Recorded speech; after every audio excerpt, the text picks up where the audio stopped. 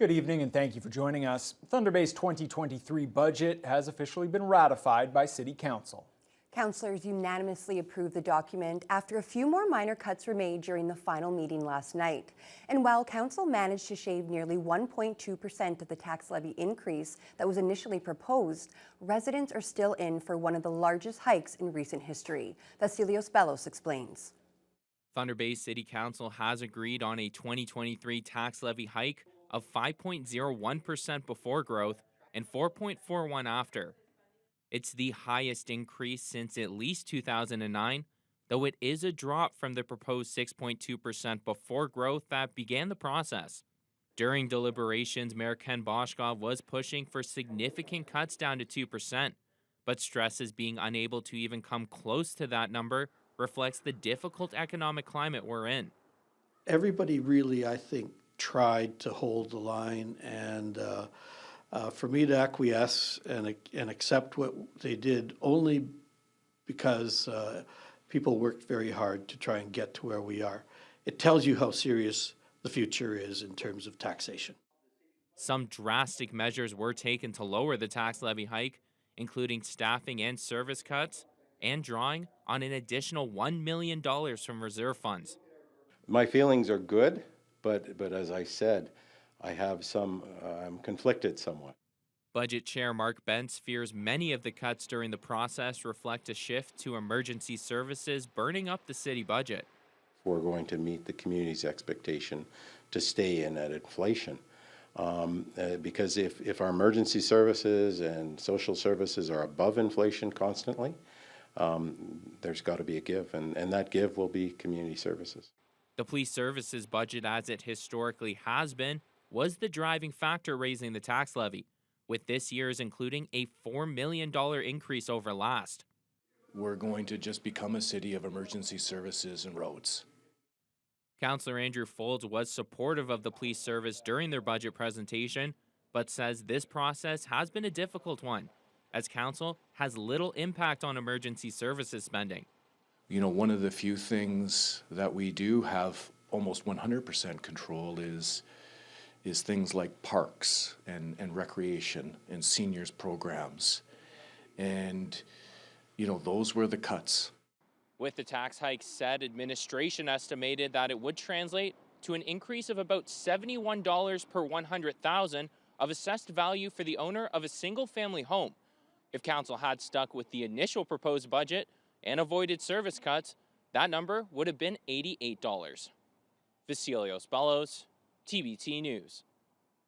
One of the final budget decisions that Council made last night was to hold off closing the Jumbo Gardens Community Center until at least December, but that hasn't fully alleviated the concerns of one community group that uses the facility. The Thunder Bay Weavers and Spinners Guild has been renting out the basement since 2005, currently paying $300 a month. Some councillors believe that's not enough to justify keeping the facility. In fact, last week, Council had approved closing it at the end of May. Guild Vice President Natalie Puyalainen says her group, which is made up of about 60 members, uses the basement between 20 and 30 hours a week for classes, meetings, and socials. She's worried about finding another space with the Guild's small budget. At this moment, we're looking at, speaking with the city, speaking with councillors, speaking with Parks and Recs, trying to find out what other options are available. We need to get some hard data and numbers from the city about the cost of running this center. We need to find out, are there other places that could suit us within our budget, which is very small. Puyalainen adds the Guild's membership has fallen over the pandemic, but has seen a recent increase as people get more comfortable in public settings. The Thunder Bay Police Services Board has another new member. City Council has named Denise Baxter as its citizen appointee to the board. Baxter is also Vice Provost of Indigenous Initiatives at Lakehead University. I'm elated, really honored. I think that it's really an exciting time. There's a lot of change happening, and this is a really great time to be joining the board. Baxter is a member of the Martin Falls First Nation. She's been an educator for more than 30 years here in Northwestern Ontario and is in the process of getting her PhD. In addition to her role as Vice Provost, she's also a senior lecturer with LU's Faculties of Education, Social Sciences and Humanities. Baxter wants to focus on bridging the gap between the police service and the community. I really feel that this is an important place to be at this moment in time. The work that we have ongoing in the city, I think this is a great opportunity for our police services board to support the work of the Thunder Bay Police in order to move forward with the goals that have been set. Baxter's term runs until November of 2026. Her appointment comes 2 weeks after the province named Red Rock Indian Band member and retired Correctional Center Superintendent Karen Machado to one of its 2 positions on the police board. A second provincial appointment is expected to be announced in the next month or 2. Police are investigating an attempted homicide on the north side Monday evening.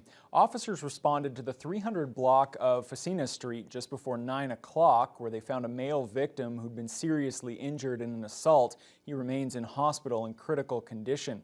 No arrests have been made. Anyone with information or relevant surveillance video in the area of Facina and Valley Streets is urged to contact Thunder Bay Police or Crime Stoppers.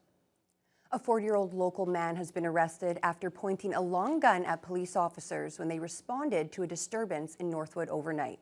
Police arrived at an Amethyst Crescent home just after 1:30 this morning. They learned the suspect may be armed and that there were other occupants who were unable to flee. The accused pointed the gun at the officers when they entered the home, but was arrested without further incident. He remains in custody. The Anishinaabe Nation says it's been shut out of federal-provincial talks on health care funding. Prime Minister Justin Trudeau met with the provinces in Ottawa today to increase the Health Canada transfer, but First Nations weren't included. NAN leaders held a news conference in Thunder Bay to express their frustration. Jonathan Wilson reports. It is not an understatement to say this is a matter of life and death. NAN Grand Chief Derek Fox says people in his 49 communities are severely disadvantaged when it comes to health services. The NAN communities are in crisis. I am constantly hearing from chiefs about the challenges to their community members face with accessing health. So now, as health funding discussions are happening between federal and provincial leaders, NAN officials say they're extremely disappointed about being left out.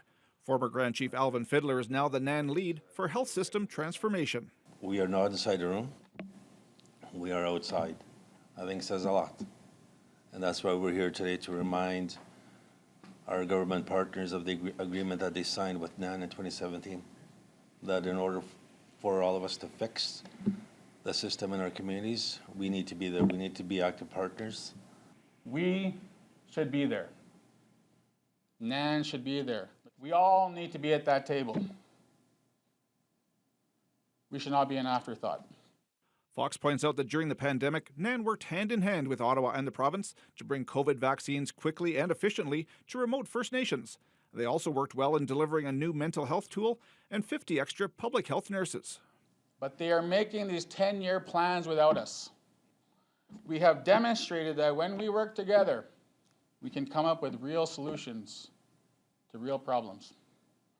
When NAN was able to work together with the federal government and the province, we were able to come up with vaccines very quickly and efficiently. And great things occurred, great things happened. Fiddler says the current situation shows a major failure on Ottawa's part, and he directed his disappointment squarely at Justin Trudeau. If the Prime Minister is serious about reconciliation, his message around, that the most important relationship that's important to him is with the Indigenous people, it doesn't show. Like his actions speak otherwise. Jonathan Wilson, TBT News. And we'll have more on that meeting between the Prime Minister and Premiers later on in the news hour. Youth justice and some other criminal matters will soon be handled differently in Kenora. An opening ceremony was held yesterday for a new Justice Center, bringing together Ontario's Attorney General, the province's Chief Justice, and top Indigenous leaders from this region. Lee Noonan reports. The Kenora Justice Center is one of a kind, designed specifically for the city in partnership with local Indigenous leaders and elders. Hopes are high for the new facility, with officials setting ambitious goals to address the root causes of crime, foster healing, and integrating Indigenous culture and ceremony. The opening of the Kenora Justice Center marks a significant opportunity to address some very real challenges, including the overrepresentation of Indigenous people in the local jails and the remand population, the lack of justice services for Indigenous youth and young adults in Kenora, and the dislocation of Indigenous people involved in the criminal justice system. This is just the beginning of something special. We need more justice centers. We need more lawyers. We need more compassion. Aside from the courtroom, the center will also house a variety of services, including elder supports, mental health and healthcare, and social services. And it's respecting diversity. It's respecting people's way of going through not the greatest systems at all times, but marrying those supports for all of our people. And providing them with the physical presence of all of the support systems you could possibly think of to help families, to help victims, communities, and the offender themselves. Is going to be doing justice differently, and as Greg said, it's very different. This is a very unique space and an entity in North America. I would challenge, if not beyond its borders. With thousands of meetings held over 6 years, the plan for the center is a result of extensive consultation between justice, government, and Indigenous stakeholders.